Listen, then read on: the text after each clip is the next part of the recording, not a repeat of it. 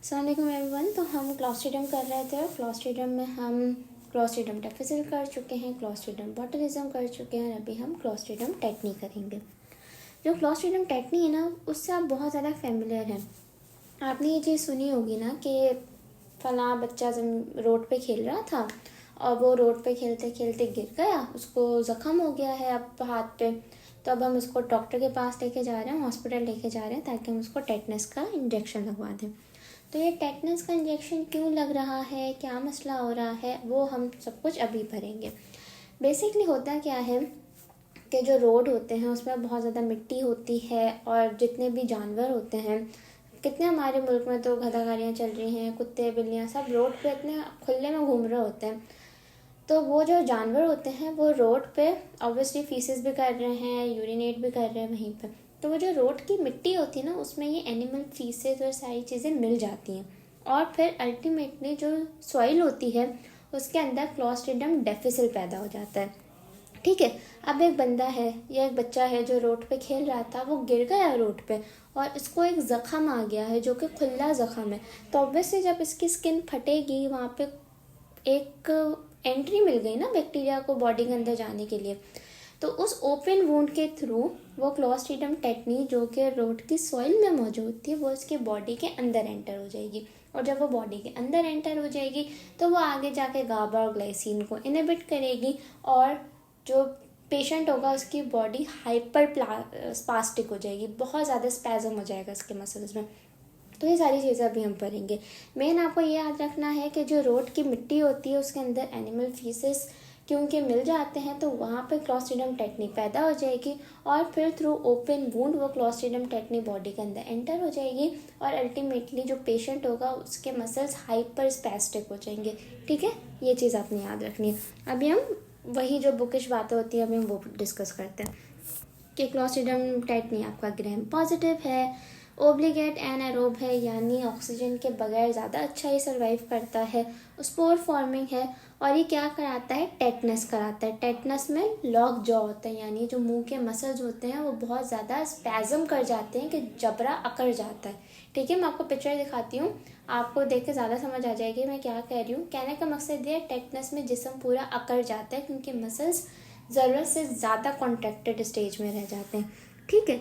अब Clostridium tetani कहाँ पाया जा रहा है, सॉइल में पाया जा रहा है, एनिमल फीसेस में पाया जा रहा है। मैंने पहले बताया कि अमूमन रोड पे गिरने वाले बच्चों को टेटनस का इंजेक्शन फ़ौरन लगाना होता है, अदरवाइज़ उन्हें टेटनस हो जाएगा। क्यों? क्योंकि जो रोड पे मिट्टी होती है उसके अंदर एनिमल फीसेस मिला हुआ होता है, और फिर उसी एनिमल फीसेस में तो क्लॉस्ट्रिडियम टेटनी पाया जाता है। तो वो आपके पंचर्ड वुंड या फिर ओपन वुंड के थ्रू बॉडी के अंदर एंटर हो जाता है, और फिर क्या करता है, ये आपका गाबा और ग्लाइसिन को इनहिबिट कर देता है। अब आपको पता होना चाहिए गाबा और ग्लाइसिन क्या होता है। देखें, एक नॉर्मल मसल है, वो कॉन्ट्रैक्ट होगा, रिलैक्स होगा, फिर कॉन्ट्रैक्ट होगा, फिर रिलैक्स होगा। ऑल्टरनेटिवली कॉन्ट्रैक्शन और रिलैक्सेशन हो रही है, क्योंकि अगर मसल बिल्कुल हर वक्त कॉन्ट्रैक्टेड रहा तो स्पास्टिक पैरालिसिस हो जाएगी, और अगर मसल हर वक्त रिलैक्स रहा तो बिल्कुल ढीला फ्लेक्सिड पैरालिसिस हो जाएगी बंदे को। ठीक है, तो कॉन्ट्रैक्शन भी वक्त पे होना ज़रूरी है, रिलैक्सेशन होना भी वक्त पे ज़रूरी है। अब ये जो गाबा और ग्लाइसिन होते हैं ना, ये बहुत ज़्यादा ज़रूरी होते हैं मसल्स को रिलैक्स करने में। ठीक है, आपका एक मसल कॉन्ट्रैक्टेड है, उसको रिलैक्स होना है, और वो रिलैक्सेशन गाबा और ग्लाइसिन करा रहा है। अब जो हमारा क्लॉस्ट्रिडियम टेटनी होता है ना, उसके अंदर टेटनोस्पैज्म होता है।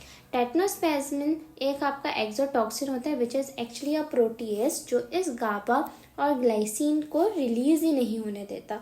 जब गाबा और ग्लाइसिन रिलीज़ ही नहीं होगी तो मसल्स आपके कॉन्ट्रैक्टेड फॉर्म में रह जाएंगे और आपको स्पास्टिक पैरालिसिस हो जाएगी।